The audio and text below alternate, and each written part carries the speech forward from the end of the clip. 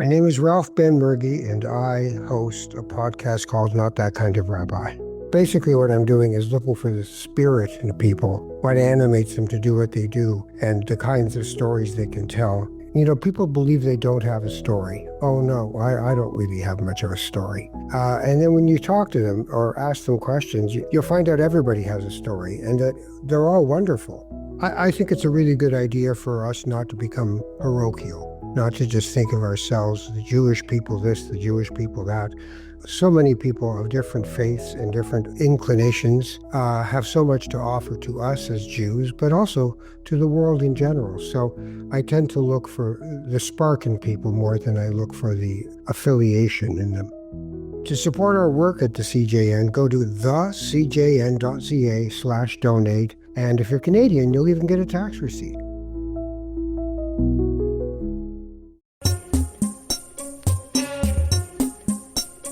This is Bonjour Chai, the Z-Word edition. I'm Avi Feingold, and I'm here with Phoebe Maltz-Bovey. We are your Frozen Chosen. On today's show, we dissect the new survey on Canadian Jewish attitudes towards Israel, and Phoebe and I finally read on being Jewish now, and we have thoughts. Stay tuned.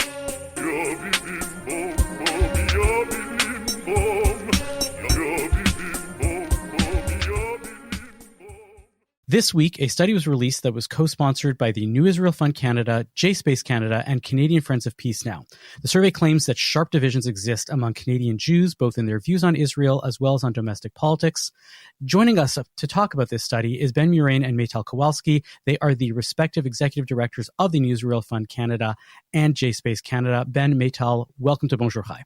Thank you for having us. Thanks so much for having us. Can you briefly tell us about your organizations, Ben? So the New Israel Fund is the largest supporter of civil society groups in Israel that are fighting for democracy, equality, and peace. You know, our belief in Israel is that it should be a Jewish state, that it should be, offer full equality to everyone. We're on the record as supporting a two-state solution, and you can see it around the world. And in Israel, the people who support the New Israel Fund are liberal, progressive people who want to see a liberal and progressive Jewish state. And what is JSpace Canada? Yeah, so JSpace Canada is a pro-Israel, pro-peace, pro-democracy Jewish organization. We are a Zionist organization that believes that, the Canadian Jewish community should be and could be a leader in promoting solutions for peace. And so the work that we do is all focused on the Canadian Jewish community vis-a-vis our relationship to Israel as Zionist Jews. The most striking thing from the survey, from what I could tell, is this pretty stark disparity between how many Canadian Jews identify as Zionists versus how many say they support Israel's right to exist. And the difference is something like about half of Canadian Jews will say that they are Zionists, whereas over 90% say that they support Israel's right to exist.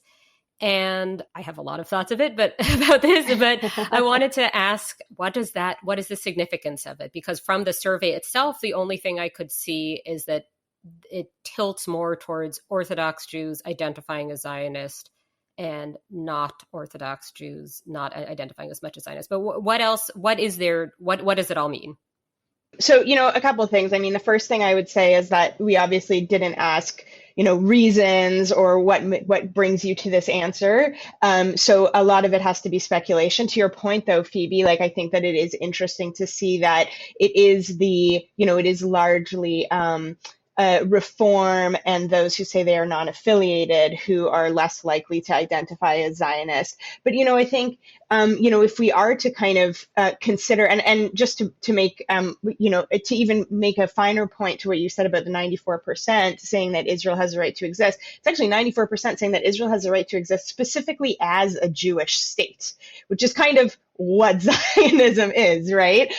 So you're right. I mean, it is a really interesting answer. And I think that, a lot of it comes from the fact that while we talk about Zionism as the right for Israel to exist as a Jewish state, I think, unfortunately, largely from, our Jewish institutions in the past, however many decades, where support for Israel has kind of become a very support Israel right or wrong type of a philosophy or way of working.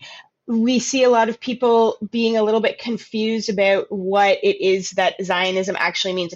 It must mean more than Israel as simply existing as a Jewish state. And I think that even when you say Israel has a right to exist as a Jewish state, or say you feel emotionally attached to it, which 84% say, you can still say, I believe it has a right to exist, but not as this kind of Jewish state, or that I feel attached to the people or the culture or the history, but not the government of Israel. And so, I think there's really a space for some questions. I think there's a lot of Canadian Jews asking, what does Zionism mean? What does Zionism mean to me? And not a lot of places to have those conversations and get those answers. That's certainly an interesting and I think pertinent piece of it. This was the first time this was asked in these terms, right? So you don't have comparison of how many.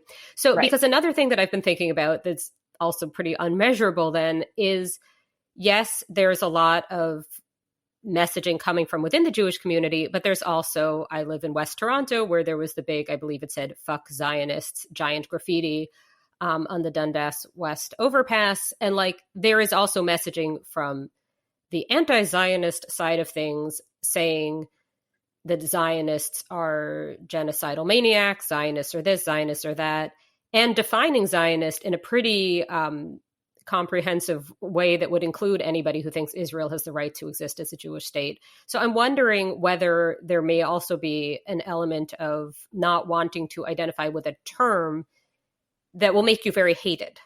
Certainly, it's really hard for us to tell because we don't have a lot of comparative data. And this is just we picked some questions that we knew would surface the depth of thinking in the Jewish community. We're a thoughtful people. Thank you guys for hosting a conversation about a survey which sort of says, "Newsflash: Jews disagree." That shouldn't come as a surprise, but it really does. There's a really surface level belief that we are all on the same page, and that's certainly how a lot of institutions are talking about the Jewish community. What happens when you scratch beneath the surface? This, we hope, will start a conversation, a deeper conversation about what those words mean. I'm wondering how this has been received thus far, and whether you're seeing people say whether happy about this or unhappy about this or neutral about this. Look, can you believe that only half of Jews in Canada support Israel as a Jewish state? Because look, only 50%.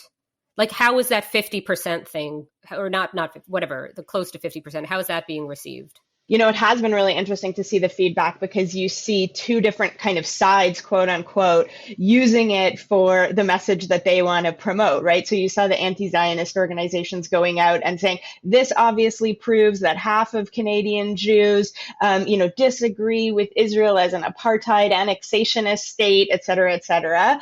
And then you saw in response or in rebuttal, people pulling up that 84% or 94% in terms of connection to Israel or belief in Israel as a Jewish state, and saying, no, you're wrong, because look at this attachment, and these are the core tenets of Zionism. So obviously people are just confused about the term, or whatever the case may be. It's too simplified on either end, right? And I think to Ben's point about opening up that conversation, there's no win in simply how we identify or what label we use. The win is in what actions do we take? What does our Zionism compel us to do or to not to do or to advocate for? And until we kind of just move away completely from saying, these labels vindicate me or, prove something otherwise, it's always going to be a little bit fruitless, and it's never going to get us, to what Ben was talking about, to the actual conversation that we need to have as a community. While I broadly agree with everything that you're saying, I think that the labels and the fact that the labels are not something that people want to identify with in and of itself is something that we should be noting. Phoebe's talking about how people don't want to be identified as Zionist because of the fear of, whatever the other side is. I think that a big part of this is actually coming from the other direction, where Zionists have co-opted this term Zionism to mean a very, very specific thing. And people are basically rejecting that and saying, I don't think that that's what I identify as. Whatever you're saying, I have to believe. I don't believe in that. Avi, I don't think we can't know what you're right. I'm speculating. Reacted to it. I would assume there's no one answer. I think Zionism is the belief that a Jewish state should be founded the Levant, in Palestine, in the Levant. It has already happened. In a sense, it's a kind of obsolete term, right? So you could say it's a kind of, but it obviously means different things to different people. And I do consider myself a Zionist because I think Israel has the right to exist as a Jewish state, despite not being a right-wing Zionist and all of But this. exactly, I think that you do reject the way that Zionism is presented in mainstream Jewish organizational life. I think it depends which organizations you're talking about, but Yeah, I think just to sort of to dwell on that, like there's a lot of use of the term the Jewish community believes X, the Jewish community wants Y. And I think it's unhelpful. Canadian Jews are deeply stratified by what they mean by the best ways to help Israel in their views. And it shows up in their political party affiliation. It shows up in their belief in the two-state solution, which is still the majority view across the community, even into the right-leaning corners. It shows up in which forms of pressure on the Israeli government and the Palestinians in order to reach a desired end. That's where the agreement completely falls apart. And I think what is most important is that we don't use the shorthand when talking about these things. We actually need people to use more words. Oh God, Ben is saying the Jews should be more wordy. Yes, I'm saying we should be more wordy because the labels they're really harming us. The shorthand is not doing us a favor. Since you mentioned politics, the political affiliation, that is not just labels, that is about who people vote for, and that is substantive. And I was interested to see that the number of Jewish voters who plan to vote conservative, what was it, over half? Well, that's decided Jewish voters. And actually the third largest party, so to speak, in Canada right now are undecided voters. So what you see is that how little the Jewish vote has actually changed. The Bloc Québécois, the NDP, the Greens all stayed stable. And you do see a notable departure from the Liberals, but 25% of the community is still voting for the Liberals, and it was up to 30-something%. A portion of those went to the Conservatives, and a portion of them, this third largest party, 15% of Canadian Jews, don't know where to go. There's always a lot of discussion of will American Jews, post-October 7th especially, move to the right? And effectively the answer is no, that did not happen. Not in the presidential election. And here it seems like in Canada, maybe there has been more of a shift to the right, or maybe conservative just means something so different from what Republican means that this is apples and oranges. Yeah, I mean, I think that our political landscape is completely different in Canada. And I think that it is probably a reflection less on specifically the Jewish community or the Jewish vote, and more a reflection on like trends in Canada wholesale. Like we do see support for the Conservatives just like blowing the Liberals and NDP out of the water right now across Canada. So, if anything, it kind of shows that our community is trending along larger, broader societal lines, I think. But when you look at people's, what is your main concern in the next federal election, the Israeli-Palestinian conflict, it's like 6% of our community is saying that that's their top concern, right? So there's a variety of reasons that I think trend better onto Canadian society at large than they do Jewish affiliation with conservative liberals or any other political party. If I can just think out loud for a second and hear your comments on this, the sense that I get is the major Jewish organizations want to be able to say Jews stand as a unified front. We are Zionists. This is what we care about. This is what Jews believe. And when we go to Parliament and we talk to members of Parliament, we want to be able to represent the Jewish community. And what you're saying is that essentially it's increasingly difficult to say that the Jews represent one set of ideas, and maybe lobbying for Jews or lobbying on behalf of Jews doesn't really make sense anymore because we are not one voting bloc. We don't vote in a specific way, whether it comes to liberal versus conservative or whether it comes to Zionism versus it's complicated. I wonder what the percentages in the general population in Canada are of people who, forget about terminology, who think Israel should exist as a Jewish state. And how different Jews are in that regard. If virtually all Canadian Jews think Israel should exist as a Jewish state, I have a hunch anecdotally that is not true of virtually all non-Jews in Canada, but I don't know. And I'm curious if there's been polling on that. There has been polling, although I don't have the figures off the top of my head. What I do remember from the many different groups that have done some public opinion polling in Canada on the question of the Israel-Hamas war, what we see is that Canadians at large, the vast majority, are sympathetic to both peoples. They care about innocent lives lost on both peoples. They believe that those sides need to be forced to the negotiating table. They don't like the leadership of either group. Yeah, but this is different. One, like I have not seen thus far a single entity saying they are for innocent lives. Like, and nobody's serious as saying they want innocent lives taken. But I'm wondering about specifically this question of Israel's right to exist. And I'm saying it specifically in reference to Avi's point about saying, well, like clearly Jews are split on all these different ways, so there is no Jewish vote. And yeah, I agree that there's no Jewish vote in the sense there's not one monolithic political position that is the Jewish political position. But insofar as there is, it does seem as if the belief that Israel has the right to exist as a Jewish state is a nearly universal thing. And if that's just the case in Canada generally, then it's neither here nor there. But if it's specific to Jews, then that would suggest the need for advocacy of some kind. I mean, I think that it's also really hard, though, to say Jews are way more engaged in this conversation than the median Canadian, right? I think that it would also be really hard to ask, a Canadian voter about the right of any state to exist, right? These states exist, and I think that the extent to which people are thinking about Israel or thinking about Israel specifically as a Jewish state, or understanding even what it means for Israel to be a Jewish state, because we're not talking about it as a theocratic Jewish state, right? Ostensibly, we're talking about it as an ethnic Jewish state. But, these are questions that we are deep in the Jewish community, and I would love for us to be in them for longer and deeper. But I don't think that the average Canadian is really thinking all that much about it. And I think that to the extent that they are, the discourse right now in terms of kind of these two sides, and let me tie this to Avi's point as well, is that I do think that a lot of the discourse that comes from the mainstream Jewish establishment that really tries to push this position of not only our community being united all the time, which is not true, but, generally supporting kind of these more hawkish positions. I don't really know that that's doing us a great service in terms of how people outside of the Jewish community are thinking about Israel. And I think that if we are able to open up that conversation and be a little bit more honest about what it means to us as Jews and what we're struggling with, I think that we model a certain type of belief in Zionism or belief in Israel as a Jewish state that is just completely missing right now. And I will say, when I'm in front of parliamentarians, and I recently testified at the Foreign Affairs Committee, and the feedback that I got from, non-Jewish MPs who are in this space, generally more to the left of the Jewish community, even maybe to the left of JSpace Canada, is I've never heard a Jewish Zionist talk about Israel in this way, or talk about why they're fighting for Israel because they are Zionists, right? And it opens up a stream of conversation that you can tell is really missing. And if it's missing within our leadership and our political level, then why do we assume that society at large is going to be able to have that conversation?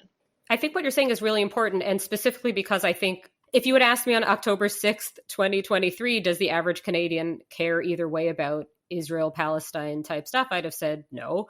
And then the signs became ubiquitous. The keffiyehs became ubiquitous. Depends where you live, obviously, but where I live, yes.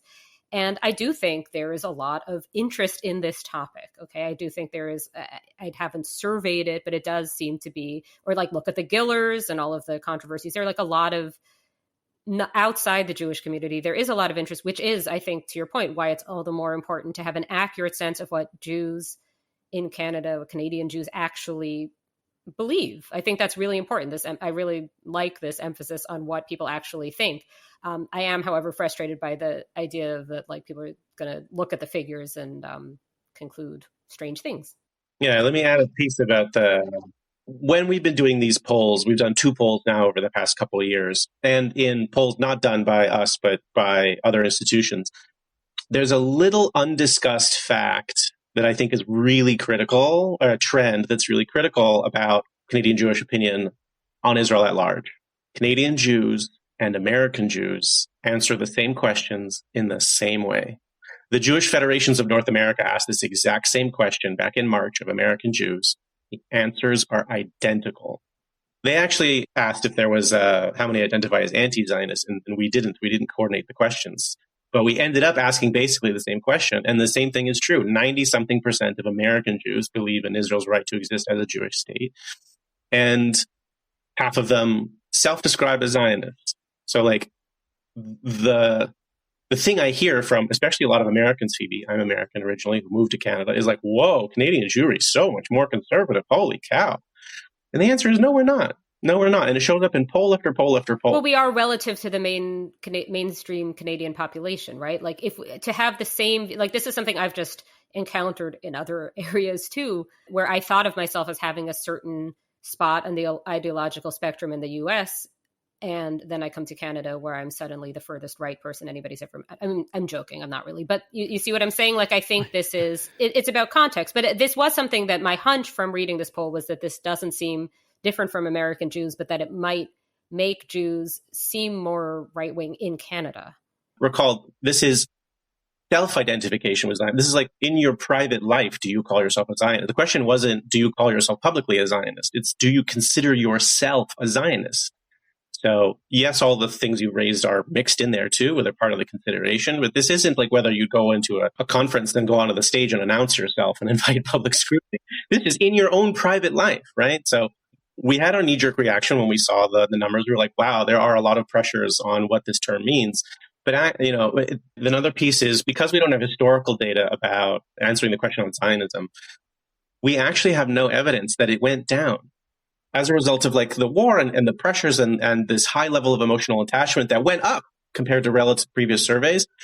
It may be possible, and we have no idea, that Zionism was lower before the war and it went up. So is the takeaway here that the term Zionism is too fraught, means too many different conflicting things to too many different people, and should just be abandoned in favor of more precise discussions? Or is it to redeem the term Zionism for what it should really mean? What this study seems to vindicate is that there are people that believe in Israel and recognize that this complicated nature of things can't be simplified by saying I'm a Zionist or I'm not a Zionist. It's, I do believe in Israel's right to exist is different from saying I'm a Zionist. And to add one more piece to that before I answer it, I think that Zionism as a term has also been co-opted by people who are anti-Zionist. And those people don't get to define what I think about Zionism either. And that's also being reflected by the numbers, as you are pointing out. And so in either direction, Zionism is a tough term to be using. I broadly agree, but I think maybe the key place where I differ is like, I really believe in reclaiming Zionism. And I think that you're right, Avi, that it's been co-opted, but we have to ask ourselves if we want to consider ourselves liberal Zionists or progressive Zionists or whatever we're thinking, pro-Palestinian Zionists or whatever we're talking about. I think that probably one of the failures of progressive Zionists or whatever is that we have instead just been like, oh, these people have co-opted the term, so we're going to walk away from it, instead of saying, no, this is as much my term as it is the Jewish Federation's term or whoever else's term, and I want to define it for myself. So when I give the example a lot that like when I'm doing protective presence accompaniment with Palestinian shepherds in the occupied West Bank, I'm showing up as a Zionist. It is my Zionist values that compel me to do that work. And I would much rather see us really think critically about this term and what it means to us. But where I do agree as well, I don't want to get rid of the term, but I really want people to focus more on what is the action that your Zionism compels of you versus, I just have this term and I am now applying certain ideas to you because of it. Do you think, though, both of you, that this ultimately points to the failure and maybe the fact that there's not really a much of a purpose anymore in terms of lobbying on behalf of the Jewish community as a whole, maybe has run its course already in Canada? I'll add a little bit of a historical perspective on this. I did move here from the States, and now I'm the Canadian director of the NIF branch here. And I have peers doing this exact same work in the UK and Australia and in Germany and Switzerland in the Jewish communities there. And I see how, particularly in the US and the UK, liberal Zionist institutions did not exist in great force 15 years ago. If you take J Street out of the picture, in the UK, there's an organization called Yachad, which is the same as the liberal Zionist advocacy group. If you take those groups out of the picture, go back in time 15 years, they don't appear. They're not there. And now they're some of the most important voices in those communities. And in this moment, in this intense polarization from the far right and the far left over the Israel-Hamas war, their country's polarization within the Jewish community and within Canadian and with a broader society is less intense than in Canada. It's still there. It's still real. But because there's some sort of a moderate middle ground that's fighting for peace in a short word, but for something which is, negotiated and cares about people on both sides. Canada, this is a self-criticism that Maytal and I have of ourselves and the institutions that we're now leading. We have to step up and stand up and represent these voices because our peers in other Jewish communities have already done it. The polls that we've done prove the portion of the community in the UK and the US and Canada who hold these liberal Zionist views is the same. But we are not punching at our weight as high as our potential is. And that's the project. Can we rebalance the equation in Canada? Can we represent the true diversity of this community? And can we have a healthier Jewish community which can have a variety of views on the things that are really important to us rather than two extremes sort of silencing everybody in the middle? I think I would add, I totally agree. I would add that, when we do a lot more work within the Canadian political realm. And when I'm in front of politicians, the thing that I'm saying is, I'm not here to tell you that we represent a majority of the community, but I am here to tell you that nobody represents a majority of the community. And we see this in some of the thornier questions later on in the survey, that we oftentimes see things broken out into like perfect thirds. A third say this, a third say the opposite, and a third just don't know. The hope is, to Ben's point about there being a way to kind of moderate where the community is at, the hope would be that politicians would listen to all of these different voices and hear from all of the Jewish community, because all of these people in front of politicians do represent a segment of the community, and that, they listen to all of them, and as a result kind of find that middle ground or find the thing that best represents the entirety of the community. But for a very long time, voices like ours just have been missing, so that has not been the case. But I am hopeful that is starting to change. You can read the entire survey at nifcan.org. Ben, Maytal, thank you so much for commissioning this, and thank you so much for coming on Bonjour Chai.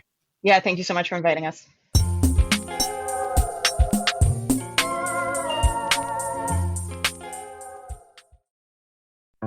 I always wanted to work for the CJN, even when it came as a newspaper in our house when I was growing up. It was a celebration. Everything stopped. We read the paper from cover to cover. Hi, I'm Ellen Besner, and I'm a journalist at the Canadian Jewish News, and I host the CJN Daily podcast. The CJN Daily is a way to showcase Canadian Jewish newsmakers around the world and hearing from the newsmakers themselves. I'm proud to do the work to continue to showcase the ways in which our friends, our neighbors, our rabbis are finding ways to find the beauty in their Jewish identity while upholding the civil rights that Canadian Jews have had since 1832. I'm proud to showcase how our community leaders are leading during these turbulent times, but we also hold them accountable too. We can only continue to tell these important stories with your help. Please visit thecjn.ca/donate to support our work, and you'll get a Canadian tax receipt to boot.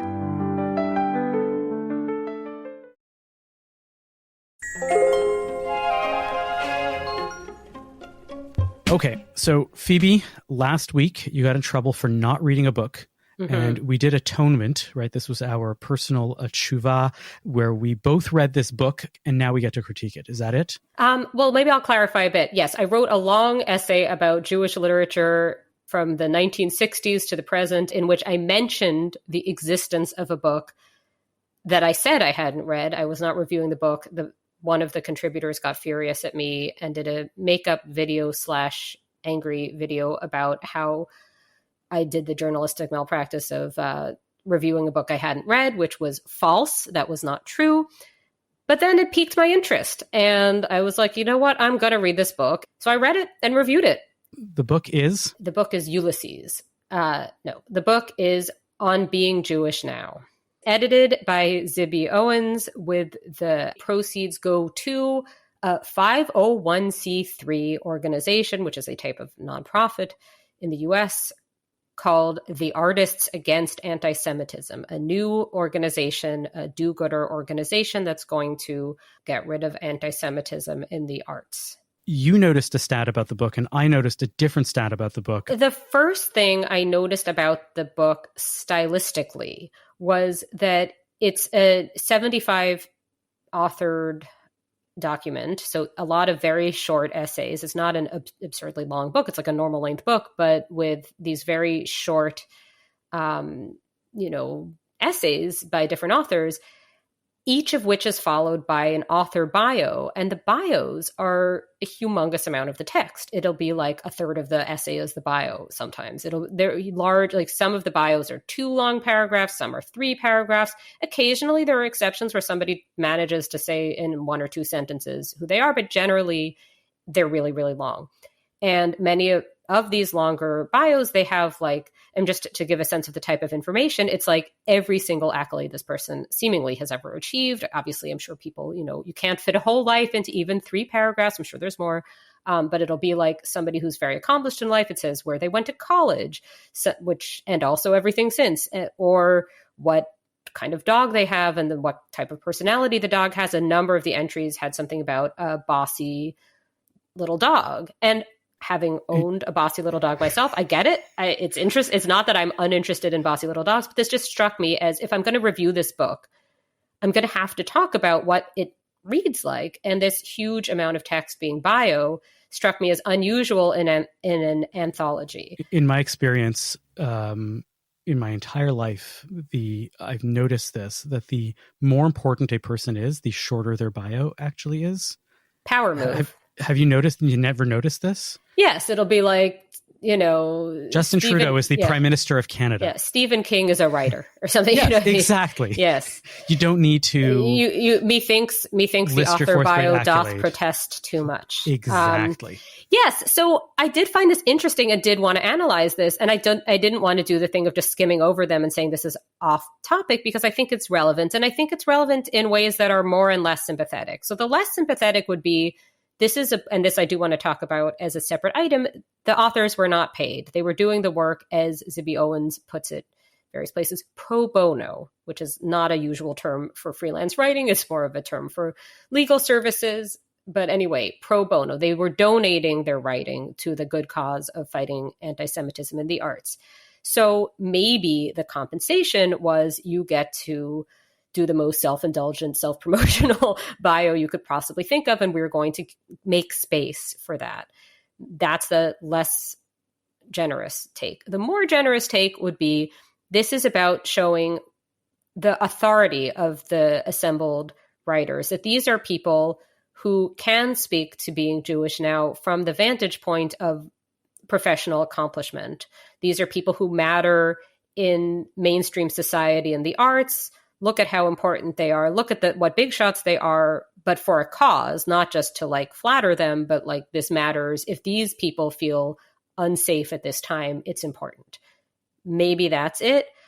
The dog stuff I thought was maybe just a sort of like humanizing thing. Like, don't just look at this as a group of faceless Zionist thinkers, or thinkers is maybe pushing in some of the cases. But no, this is a group of human beings. And that I am, yes, it is a group of human beings. That seems fair. So Avi, what did you notice stylistically? The title is on being Jewish now. And if you take that question and what does it mean to be Jewish now, seriously, based on this book, it really means to center your Judaism on anti-Semitism and the Holocaust. Can you guess how many people out of the 75 did not mention the Holocaust or anti-Semitism or make it central to their discussion as part of their essay? Do tell. 12. I think what happened was I started reading it the same way that you started noticing the bios. I was like, oh, this person talks about the Holocaust. Oh, that person's talking about the Holocaust. Oh, this person is on the Upper East Side and worried about anti-Semitism as they walk to Shul on Yom Kippur on Park Avenue in their sneakers. And I was like, you don't have to worry about anti-Semitism. Right. The woman who decided to proudly talk about her Judaism by saying, I didn't hide my Judaism, even though I married a non-Jew. I kept my strong Jewish name, Green, as my middle name. Okay, that part I did find very amusing, because I don't think anybody would even register that as a Jewish name. So that was a little silly. Yes.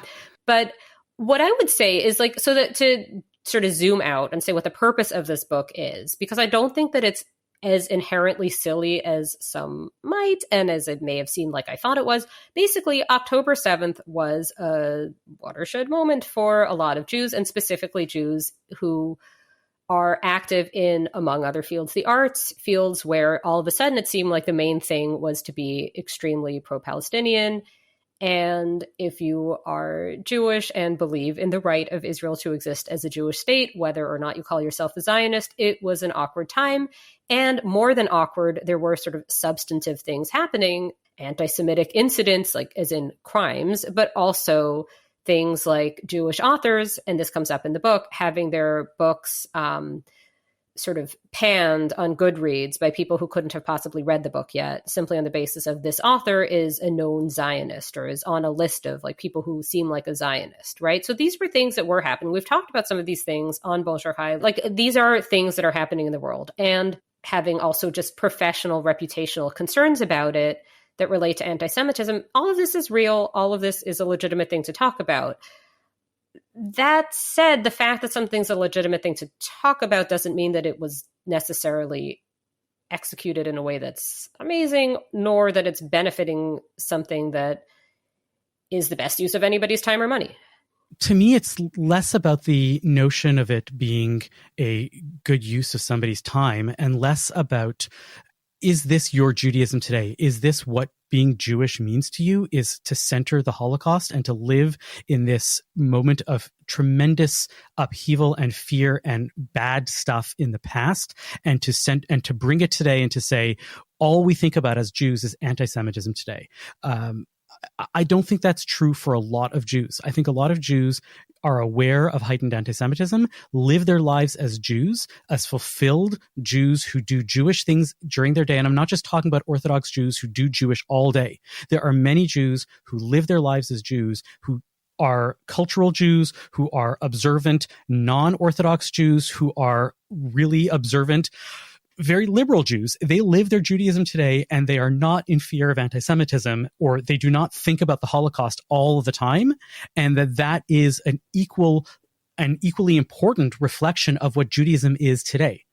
Mm-hmm. So on that, On Being Jewish Now is about a certain very narrow, in a lot of ways, part of the Jewish experience, right? So this is something I get into in the review. It's not about Jews who already day to day cared a lot about being Jewish and continue to do so, nor conversely is it about Jews who saw October 7th, saw the news maybe and were like, okay, and moved back to doing whatever it is they were doing unrelated to being Jewish and went about their day and don't really care and are not super political, not super into current events. You know, it's not that every single person had the same experience. This is about a certain type of experience, seemingly with the editor, Zibby Owens, as this kind of anchor for it. Like, it's about experiences that resonate with her experience. You know, it's about experiences that are not identical to hers, but that have some kind of common ground, and in other ways as well. So you don't get a lot of Jewish books in recent years will make an effort to showcase like diversity in a certain way, sometimes even overstating the case of how much diversity there is. You know, this is not a book doing that, to put it Yes, mildly. this is a book of primarily women who are writers. Primarily women, primarily women poor. who, right. And it's a demographic that, to some extent, I'm part of. I grew up on the Upper East Side. I'm an Ashkenazi white Jew from the Upper East Side. I'm not Orthodox. It's kind of my world, but also kind of not, in ways that we could get into. But basically, it is a certain type of person. It's not necessarily that these are the author's 74 best friends, but it reads a little like that. It reads like this is a set of people who have a kind of similar sensibilities, would be a way to put it. Like one of the essays, which was by one of the relatively few male writers, was a satirical version of the Ten Commandments, right? And there was a joke in it that was something about the importance that you keep the Sabbath day holy unless there's a sale at Bergdorf's. So that's Bergdorf Goodman's, an expensive department store in New York. Now, who is this joke for? And why is it? Because to me, a joke like this seems like the sort of thing that you would have had like Woody Allen's character, Alvy Singer, rolling his eyes at in Annie Hall a million years. Because you're talking about the Holocaust as being the focal point. And there's something generationally specific about it as well, which is that younger Jews might be, like, if they're more right-wing, might be very pro-Israel in a certain way. But there's something about this that feels like it's a little bit connected to the kind of like bosses versus employees cancel culture debates of of the sort of 2020, 2021 period, where it's like the bosses are speaking up, except, and here's the interesting stylistic twist, everything, and more than stylistic, there's something substantive about it too, which is that the mission seems to be to take the sort of wokeness, for lack of a better term, but make it good for Jews, do wokeness, but for Jews, and to talk about holding space for different groups, about the trauma that people experience from things they've just read about. Do you know what I'm saying about the sort of like microaggressions, representation?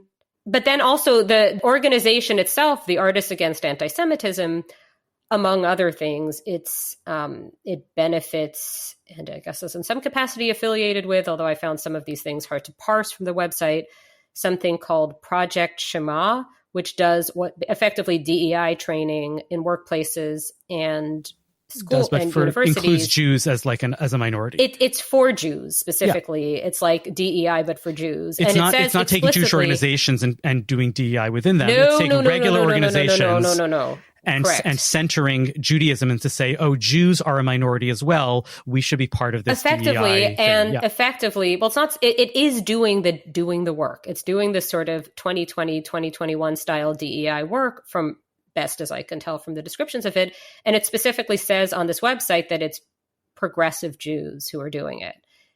And this struck me as interesting. So it's like it's this very all-in embrace of the very ideology that in other circumstances, someone with this politics probably wouldn't be so into.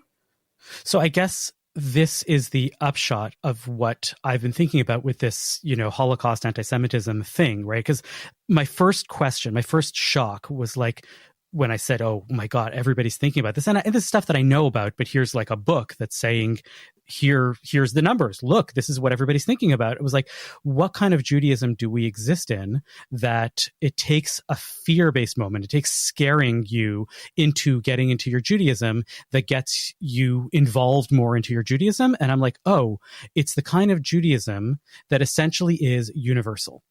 And that's exactly where this DEI thing is, right? It's taking the values that you see outside in the world and saying, oh, Judaism has that too. And to the vast majority of these writers, I'm not cutting everybody out. There are definitely really, really noble exceptions. These people are taking things which exist in the world and saying, oh, I have these great Jewish values, but these are not universal. These are not values that are particular to Judaism. These are things that are that happen to be also existing within Judaism, but that are things that they believe outside of the world as well. And they're now awakening to the fact that Judaism is there also. I'm connecting to my Jewish heritage, even something as like challah baking, which we've been talking about for a while. And I'm reading these. Several women in the book are talking about how challah baking is central to their Jewish life. And I'm like, oh, you're just into that because it's a food thing and food is big these days. And there's all these food blogs and these baking things. Well, food has always been big, Avi. No, 30 years ago, food did not have the same cachet in culture as I see what you mean. Cachet in culture. Okay. Yeah. And so food culture, well, I'm going to, it's like, well, we'll put pastrami into the novel, right? That's what one of the women talks about. So now we're centering it back into Judaism. Challah, right? Whatever is universal. Is the pastrami on challah? Because that sounds a little nauseating. That sounds bad. Really nauseating. Bad. So can I? So what I'm trying to get at is that there is no, there's so little particularistic values of Judaism that is centering these people that is indicative of the types of people that are activated by fear and by the Holocaust and by, anti-Semitism. So first I'm going to yes and then I'm going to push back. It's my favorite thing. No, but like a real yes and, which is that something I noticed a lot was how much is devoted to the question of a Star of David necklace. Now, Avi, is there a religious obligation for Jews to wear a Star of David necklace. Does this have any significance? I'm going to yes and you one back, and Okay. that everybody mentions a Star of David necklace, but nobody mentions, for example, a Chai necklace or an Israel necklace, because those are either too religious because they're Hebrew letters, or they're too political because it's a full outline of Israel. You know, I've seen a lot of these out there. I don't think I've seen a single one of these out there. Oh yeah, these are very, very big in my neck of the woods. Okay, to get literally. There is no religious significance to it. So right, so the to fashion expand on choice this, of a Magen David versus a kippah, and nobody. I think that like two people talk about kippahs in the whole book, but right. everybody's So talking about a Magen this is David. something I wanted to talk about. Yes. So a lot seems to hinge on this question of Jewish visibility or Jewish identity. Yes, in a very shallow way.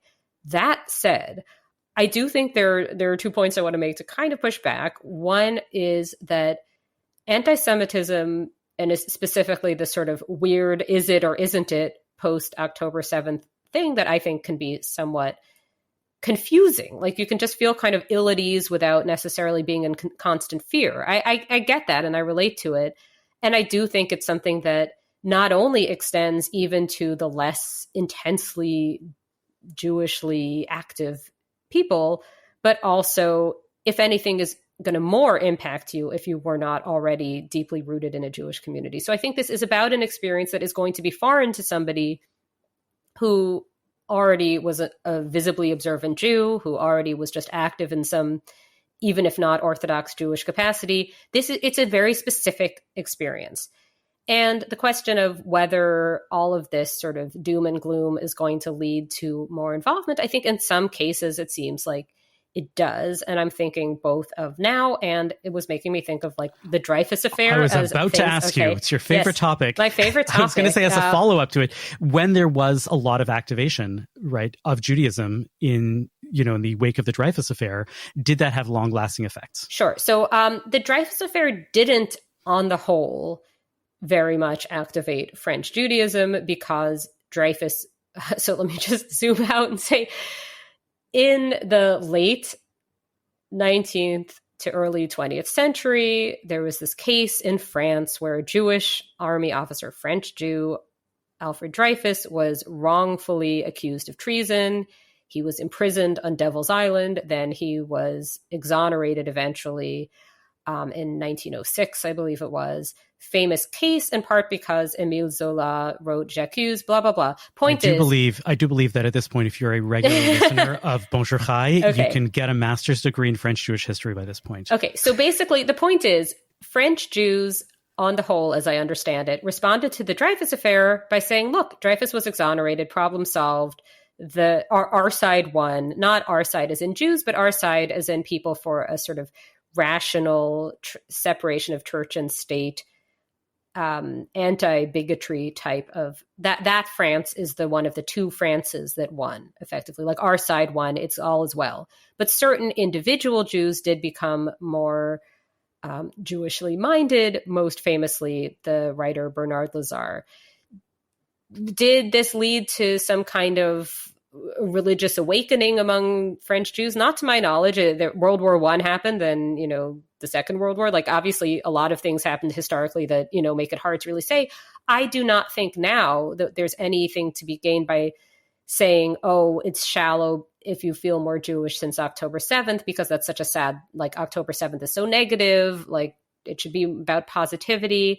And yes, there are these attempts in this book to use this term that I find extremely cringe, the Jewish joy, to find Jewish joy. You know what I'm saying? So what did you think of that? Let me just... It did not jump out at me, but it's a term that I've heard in the past. And I'm actually kind of parv on the topic, on the idea, because I think that it can be very, very specific, and it can be just as generic as it possibly can be. And I can't remember exactly where this term shows up in the book that many times for me to be able to say that it's in the good direction of the way I was thinking about it, or the bad. So I'll pass on it, but I can see where you're coming from. I just mean in terms of the protest too much aspect of it. And this comes up with every marginalized group has that type of joy. Like there's Black joy, there's trans joy, there's every type of joy. So why not Jewish joy? And that's what it is. And it's this idea that rather than focusing on your group's oppression, you're going to also look at all the wonderful things. And I think yes, you should focus on the positive things, but there's something about that framing that seems like, no, you are actually still focusing on the negative things. You know what I mean? Like, it's once you're saying that you're not, like, we are not going to talk about the elephant in the room, we are therefore talking about the elephant in the room. You know what I mean? Yeah. But to just talk about the book, I mean, I am fascinated by the fact that the entity that it benefits. Can we talk about that now? Oh, yes, finally. Yes, let's get to that. Okay. So the Artists Against Anti-Semitism, I spent a long time on its website trying to figure out what it is and what it does, and finally emailed Zibby Owens, who passed me along to another founding member of it, who gave me some more information that still left me somewhat like, I mean, it was what I was asking for, but I still had the same kind of baseline question, which is, what does this group do apart from fundraise for itself and raise awareness via posting about anti-Semitism and, you know, like lead you to places to buy merch that fundraises for something that says that anti-Semitism is bad? Like, what exactly is happening here? Because if the point is to support Jews in the arts, there would be other ways. One way that comes to mind, okay, is grants for Jewish artists, and like, or even just more simply paying Jewish I artists. Can't remember. Is there even links to buy the author's books on the website? They have, okay, so they do facilitate in the sense that they have, what jumped out at me the most was that the authors of the book were not paid by intent, and that's presented as this very wonderful, noble thing that they all volunteered. And now there's also a Substack. So according to the submissions guidelines of the On Being Jewish Now Substack, I'm quoting now, everyone involved with the project has done so on a pro bono basis. Okay, so this is an opportunity to have your essay published on a Substack newsletter, and this is pro bono. And I just want to talk about this for a minute, because this is not a normal term in freelance writing, pro bono. This is a term primarily in legal services, because it's like people who are in a high paid profession doing some work for people who can't afford it. It's not that it's never used outside of a legal context, but like there's a everyday term for this, which is just called like writing a personal essay for free, which people certainly do. And a part of me wishes that that was not the case. And a part of me is unable to get out of my head the knowledge that Zibby Owens is the daughter of an honest to goodness billionaire who donated $100 million, I believe, to the New York Public Library, and who was profiled in 2019 in New York Magazine on Vulture, where the journalist kind of pressed her about this, like, does this have any relationship to this was before October 7th, obviously, asking whether this has any relationship to her own sort of bookfluencing, like the family money, basically. And the answer was not, oh no, we're estranged, I have nothing to do with this family money, I'm independently doing everything. No, like, it was basically more in the sort of like, I'd rather not discuss it realm, or I've never thought about it realm. And the reason I didn't bring this up in my review is because I don't think that what's missing in this whole thing is like some kind of privilege awareness, right? Like, I don't care if people know how privileged they are as some sort of like emotional matter, but I do think if we're talking about like philanthropy and how it's best done, the scale is kind of important. Like, this could be maybe a big thing. And it just seems like for the first thing to be, look, a new opportunity to write for free when there are other publications that will pay for your essay about how you feel since October 7th. I don't love it. And I don't know that that's like good for the Jews. Yeah, it sounds like what you're saying is Zibby Owens has the power to do all sorts of change with money that she might have at her disposal, and yet she is asking authors to work for free and to donate stuff for free and to fundraise behind this thing, which is basically fundraising so that it can exist and not so much so that it can do really, really great work. The most generous I can be here is that I don't know whether like next month they announce the, $100,000 Giller-esque prize for best Jewish romance novel or whatever, or best Jewish influencer post yelling at a Canadian Jewish news writer, or whatever it is they're going to support, whichever noble cause. I don't know. And I don't want to say they won't do anything good. I also don't want to eliminate the possibility that I missed some tab on the somewhat confusing website where they explain something more substantive that's going on. But I do want to, what I really want to emphasize and drill down on, and what I do mention in my review, and what has broader applicability to other things covered elsewhere in the Canadian Jewish news, not by me specifically, is just because an organization has a charitable name, a charitable designation, or a sort of noble sounding mission, it doesn't mean that the only thing you can say about it as a journalist or indeed as a member of society is that sounds like an organization that's noble and doing the right thing and wonderful, and I support everything it does, and I won't question it, and I won't look at it skeptically or critically at all because they mean well. You can say, yeah, they mean well.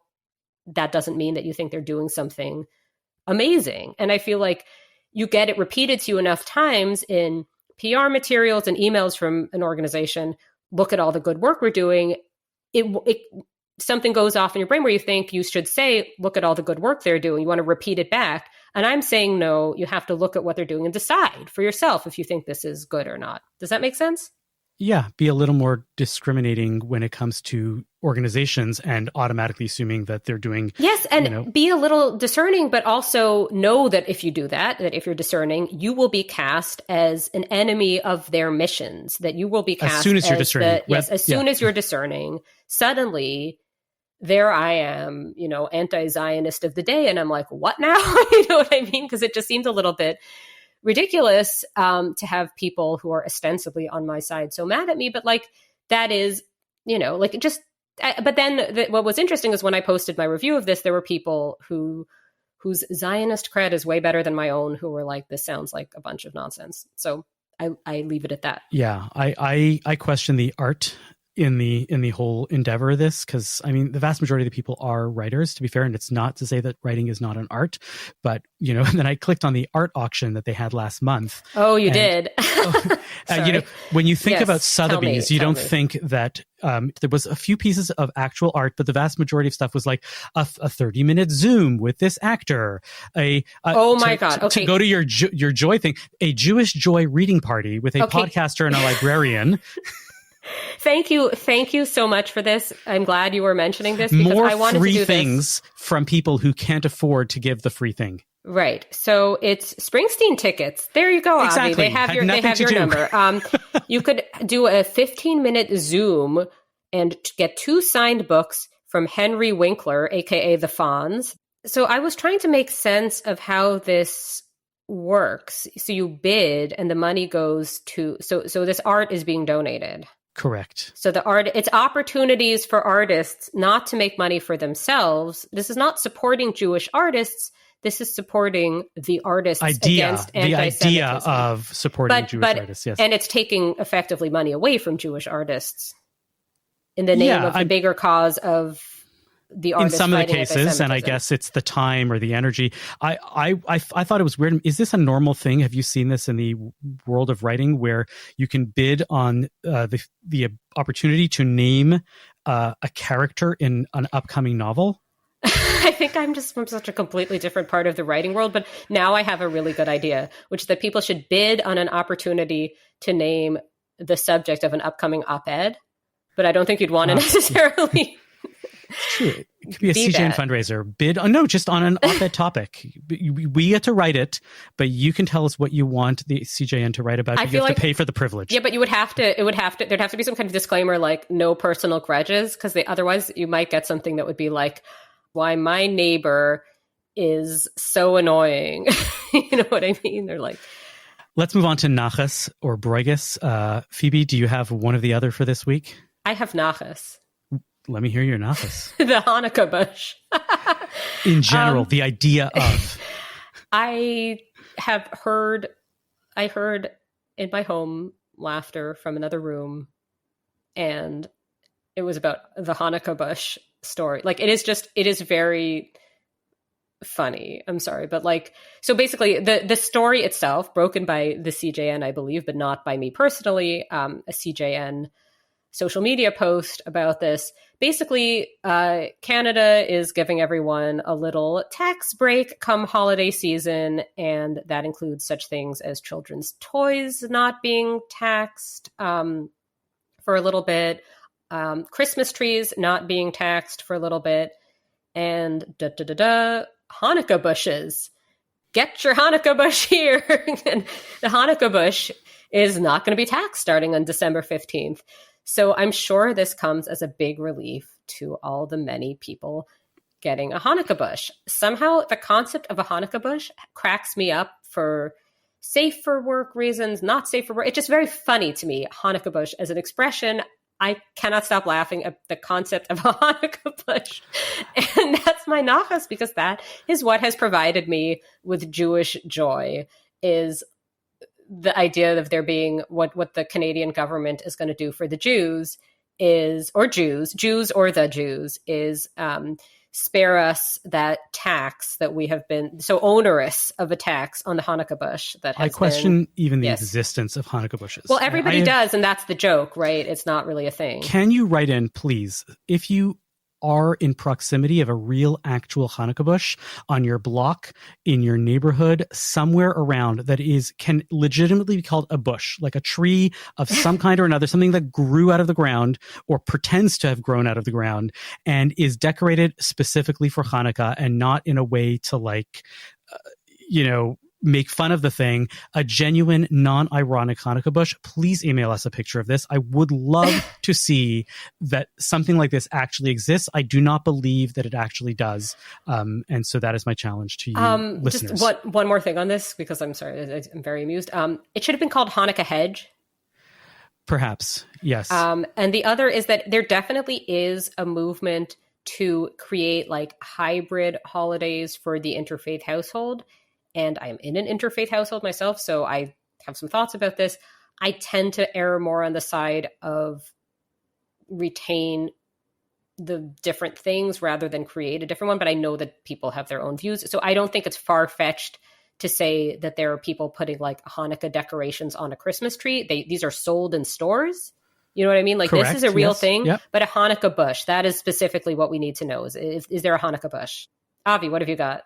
I guess this qualifies as a broigus, although I'm not sure what I'm broigus about. Maybe you can help me with this. The world has gotten to know Luigi Mangione this past week.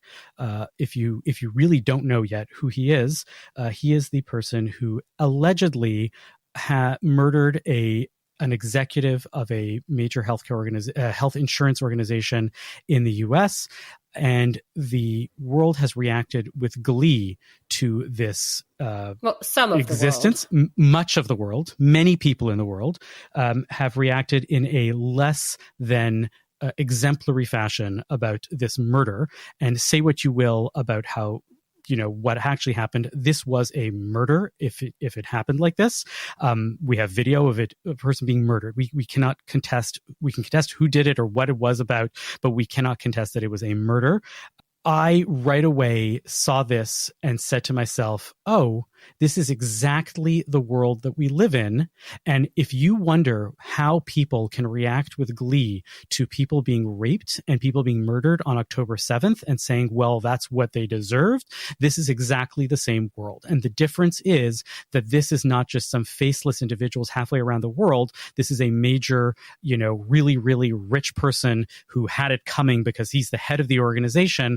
I'm really sad for the state of the world that is what it is. Whether or not any individual has it coming doesn't mean that you react with glee about this. However poorly you think about health and care and health insurance in America does not give you the right to do this. And it doesn't give you the right to celebrate with glee, even if you legitimately think that Gazans are oppressed, even if you think legitimately that Gazans are horribly treated by another country. I may strongly disagree with that, but whatever you believe in that, you do not get the right to react with glee at the downfall of somebody else. And so I guess that's a broigus. Can I just add something to that? Please.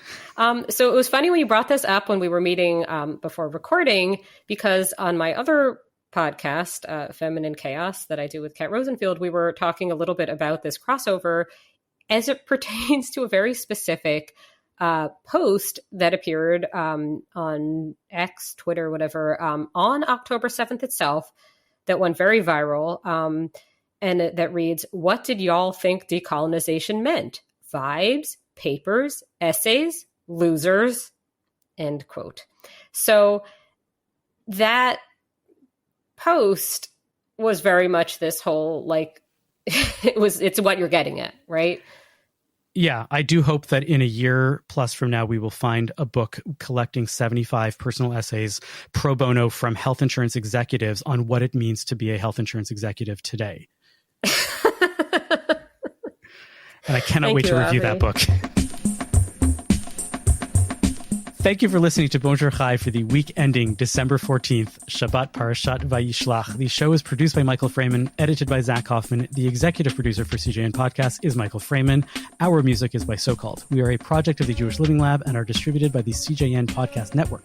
You can listen to all our past episodes on our page at thecjn.ca/bonjour, and you can subscribe to the podcast and automatically receive all episodes on Apple, Spotify, or wherever you get your podcasts. We'd love it if you told a friend about Bonjour Chai. It is one of the best ways we get new listeners. As always, you can email us with comments at bonjour@thecjn.ca or pictures of Hanukkah bushes.